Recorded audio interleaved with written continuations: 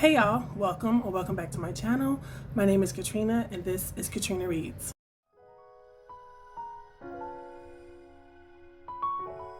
I wanted to talk about some individual books that I would recommend, and I think they all ended up being nonfiction when I was writing them down. I just did a series where I talked about series that I liked, and they were all kind of like fun, paranormal. But these are some individual nonfictions that really stuck with me over the years, and I want to share them with you. So the first book that I am going to recommend is, it's difficult for me to not get caught up in all of the thoughts and things that swirled around, and I want this to just be a quick recommendation. But Between the World and Me by Ta-Nehisi Coates was such a beautiful book to listen to. Ta-Nehisi Coates narrated it himself, and it was a beautiful narration. And he talks about the reality of living in this country, the horrors, the desperate need for him to get away. He left and went to Paris. I'm not sure if he still lives in Paris, but he talked about places that I knew. Southside Chicago is where I'm from, but it's where I was born when I was in, I started my first grade. No, by the time I was in, by the time I was in first grade, we were in the suburbs of Chicago, but very often went back and visited cousins in the city. So the city that he describes, I recognize.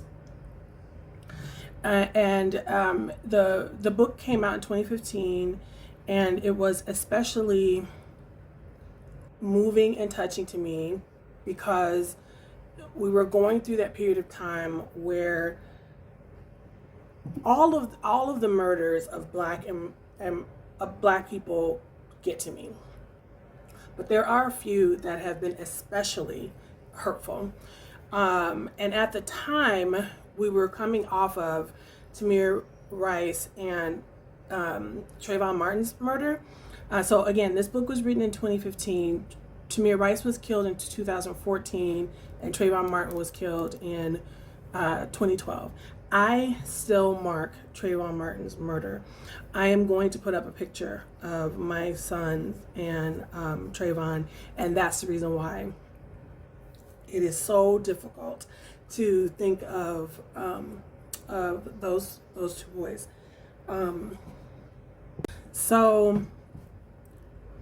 I spent the whole time, so it's been 5 years, and I'm still struggling with just talking about the book, but it was beautiful, it was powerful, it was profound. He ends the book on a very hopeful note. I do not have a hopeful note. I don't have a hopeful feeling about America. I feel it's lost. It's the very foundation and the root of this country is genocide and enslavement, and I don't think there's any salvation for it. I don't think that people will ever let go of that. As strongly as Ta-Nehisi Coates writes about this, I'm so surprised that he does have it, and the fact that he, just like James Baldwin, had to run away to Paris to get out of this place. I wish I had the privilege to do that, and for him to still have hope for this place. I find that amazing, and sometimes I wonder if he just has to have that sense of hope for his son. But so the book is, I highly recommend the book.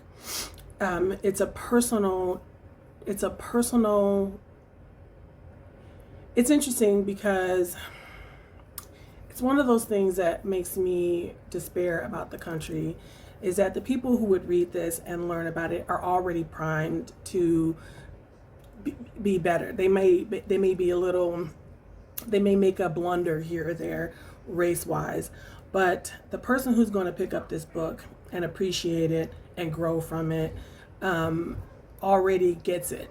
And so, but if you are that person who is looking more to understand a personal plight and a personal I don't know, account of a black man in America.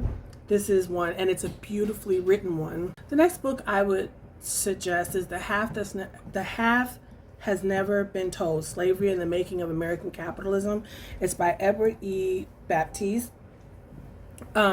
This book describes slavery in a way that I have not seen described before. Like, I've seen the horrors of slavery and things like that, but it actually describes slavery in the way that it puts it in the context that slavery is the driver, that it's the basis of wealth, of Americans' wealth, and it was the driver of capitalism. He describes the plantations as forced labor camps. He described the punishments and things like that as ways to get more labor and capital, get more product out of the enslaved people, in the same way that you push a person on a assembly line. Is the same way that they were pushed to get more and more and more cotton on these plantations, cotton, rice, sugar, on these plantations. And it was just very interesting, and it was academic, but it was still very engaging and eye-opening. And it's amazing that no matter how many books that I read on American history from the point of Africans who were brought here and enslaved and forced into labor, I'm never, there's so many sides to it. There's never enough, it's like there's not enough words for how much labor was extracted, how much riches, and how much was just built on our ancestors' backs to this day, actually. And so this book really does point out how capitalism is really hand in hand with slavery, and connects it a lot to today. So it was an A plus, 5-star read. I actually enjoyed also listening to a lot of his talks. I find a lot of Google talks from authors, even like from from fiction authors, that I enjoy. So I don't know if that's something that a lot of people know about, but I really enjoy when and he's already a professor, and so listening to his book and then listening to him on the Google talks that he did, it was like being in one of your favorite professors' classrooms. So it was some pretty horrible stuff talked about, information put forward, but not as dry. So and to contrast it, like right now I am trying to get through a book talking about female slave owners, and it's a little more dry and just kind of pushing numbers and pushing statistics. And while this book does that as well, like I said, it does it in a way that your favorite professor gets you kind of excited about the topic that's being talked about. So again, that's The Half Has Never Been Told. The next book that I want to recommend is called Lincoln's Melancholy. I only gave it 3 stars, and I don't know why at the time that I did this, but it has made an impact on me and stayed in my mind, so I still want to recommend it. Because I struggle so much with mental illness, this book was comforting in a sense that, I mean, we most of us who pay attention to history knew that Lincoln had some mental illness issues, but to put them in a framework of being a positive was refreshing for me. And I've actually read other books now that have done the same thing, that some of the things that we see as holding us back actually add to the richness of who we are. And for someone who has had to spend a lot of time alone and quiet reflection to develop, like the description says, a sense of humor and a way to bring people together, a way to not buckle under the extreme stress that the Civil War brought about, because he was already used to melancholy, and like at the same time losing his child and having a difficult wife. It put him in, I guess it framed him, it put him in the right place to be able to usher the nation through this war, and his idea of keeping things together, whether you agree that that was something that was necessary or not.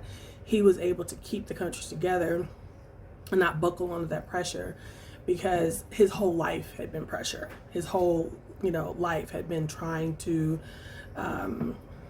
just navigate his own brain. It really is. It is physically tiring to navigate a brain that doesn't properly function.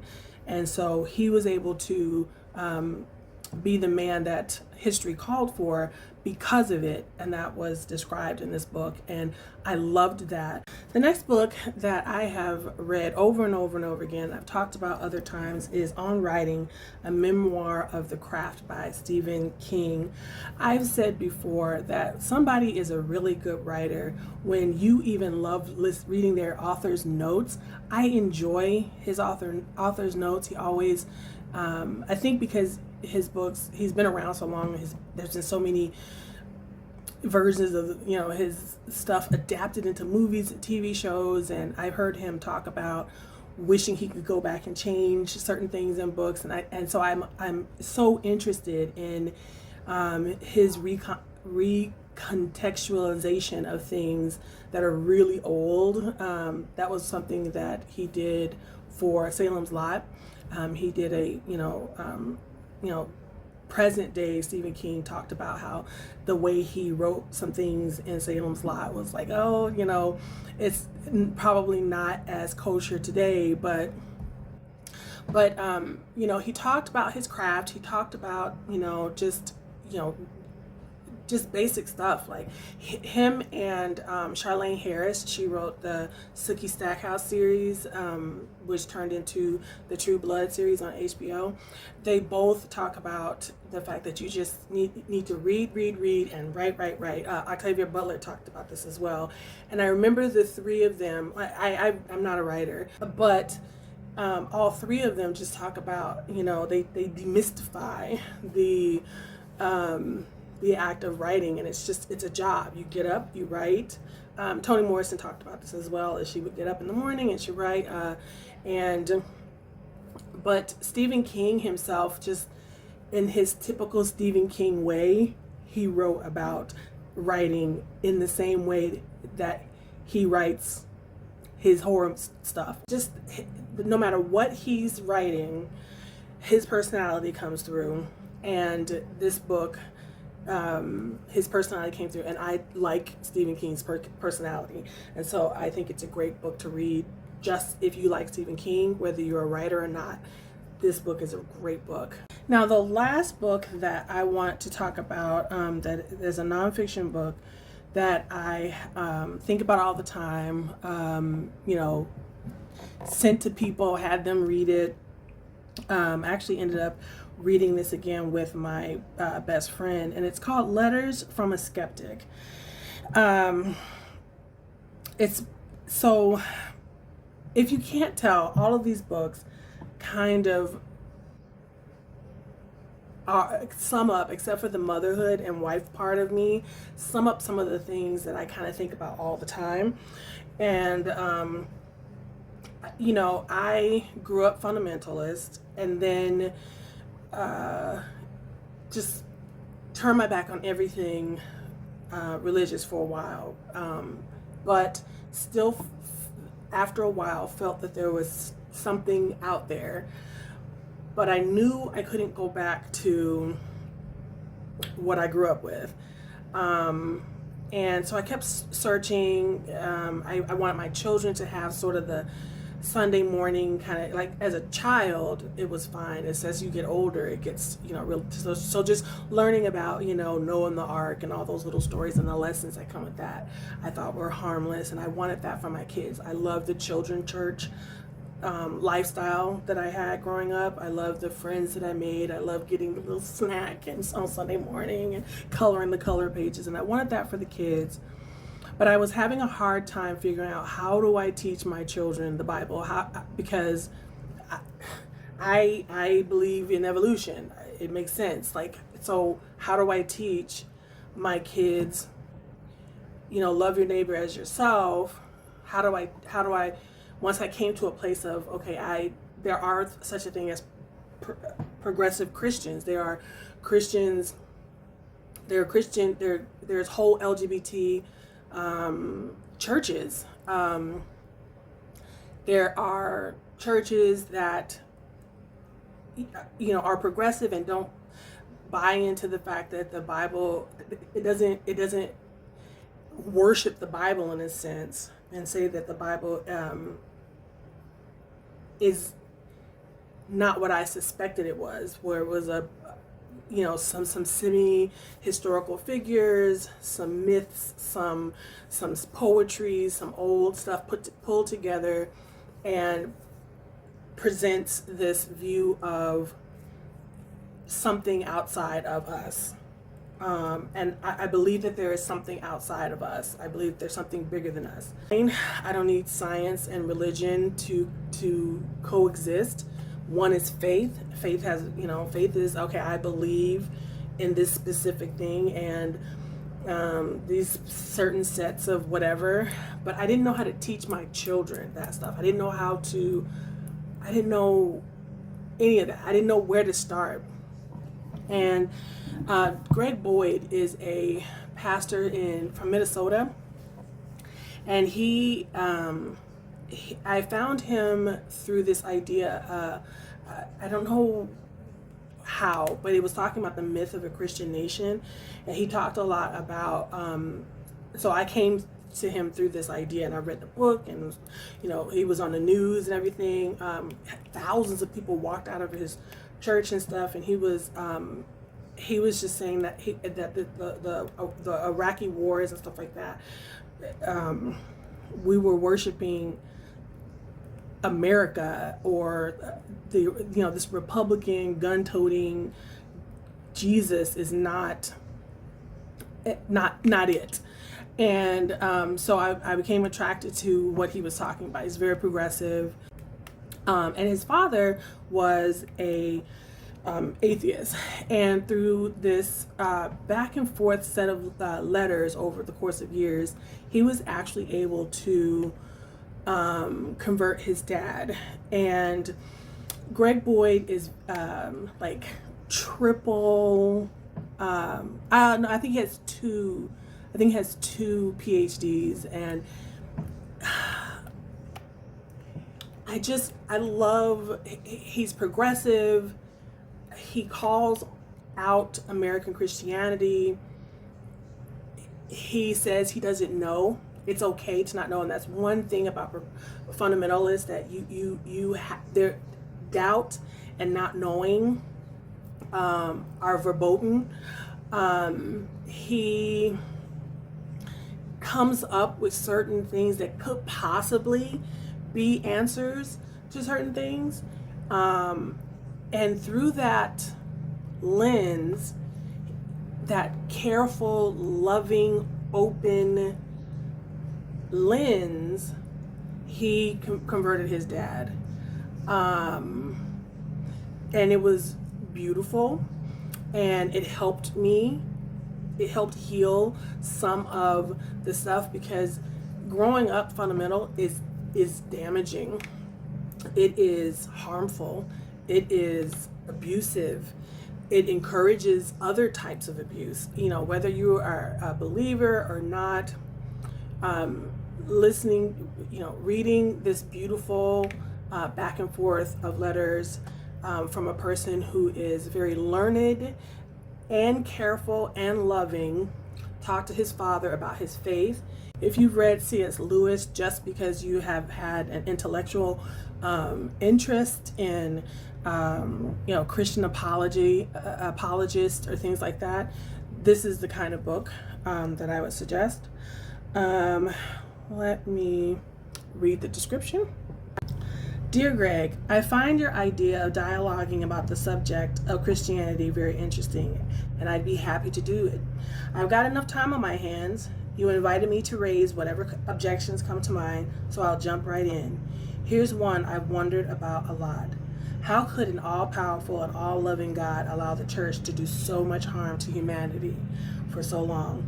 Isn't this supposed to be his true church, his representation on earth? To my mind, this alone is quite enough to prove that the church does not possess any true philosophy. Well, you wanted an objection, you got one. I look forward to your response. Love always, Dad.